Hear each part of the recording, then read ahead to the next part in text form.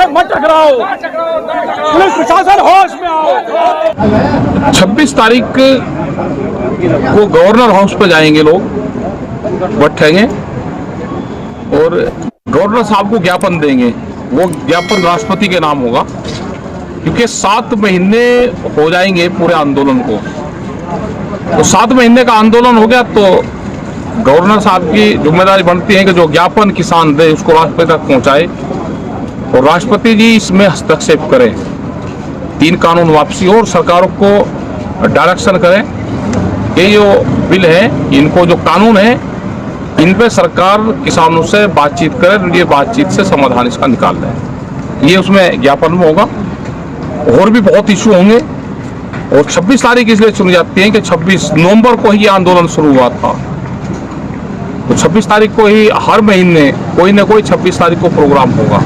अब की बार गवर्नर साहब का प्रोग्राम है, तो सभी लोगों से यह है कि शांतिपूर्ण तरीके से गवर्नर हाउस पर जाएंगे, ज्ञापन गवर्नर साहब को देंगे और कोशिश ये हो कि गवर्नर साहब से मिला जाए, अपनी बात उनसे मिलके उनको कहीं भी जाए, ये प्रोग्राम रहेगा। हाँ, बिल्कुल उम्मीद है, करनी चाहिए, क्योंकि राष्ट्रपति तो सबके हैं, वे देश के राष्ट्रपति हैं और कोई समस्या है 7 महीने से कोई आंदोलन उनके महल से और थोड़ी दूर पर चल रहा हो तो उसमें बातचीत करना चाहिए। उनको सरकार को कहना चाहिए कि किसानों के आंदोलनकारी किसानों से बातचीत करा जाए, ये बिल्कुल उनको डायरेक्शन देनी चाहिए। तो आपने ऐसा कोई निर्णय क्यों नहीं लिया कि किसान नेता बॉर्डर पर बैठे हैं और एक प्रतिनिधिमंडल जाए और गवर्नर साहब से मिलकर आए,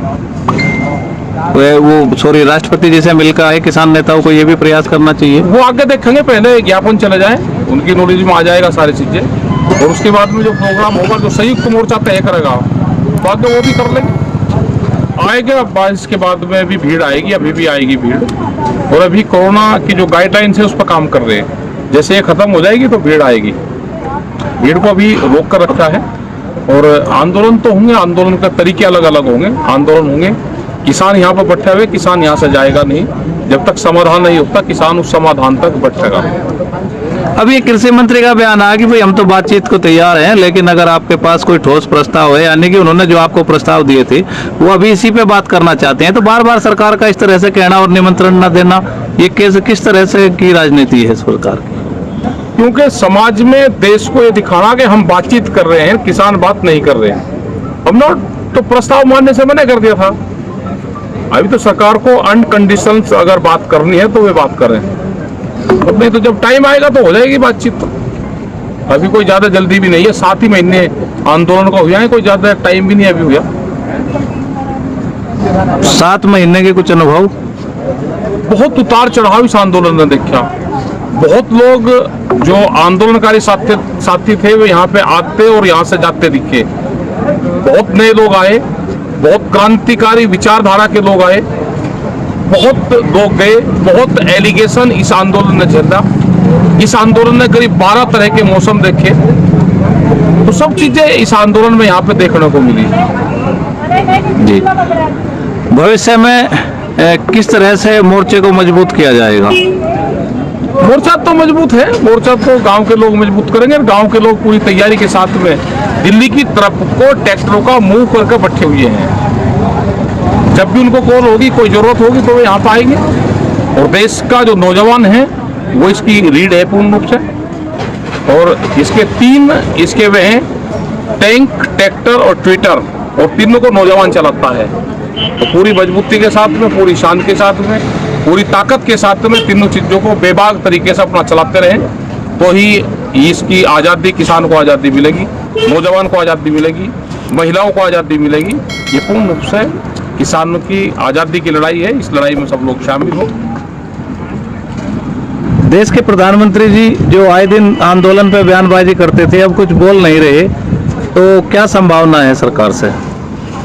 सरकार से तो अभी कोई संभावना है नहीं। सरकार तो विचार कर रही होगी सरकार, क्योंकि इलेक्शन है उत्तर प्रदेश का, तो बहुत मथन चला हुआ है, तो कोई ना कोई विचार कर रही होगी सरकार के आंदोलन को कैसे खत्म करा जाए, बातचीत करी जाए, इनकी डिमांड माननी जाए, नहीं माननी जाए, ताकत का इस्तेमाल करा जाए।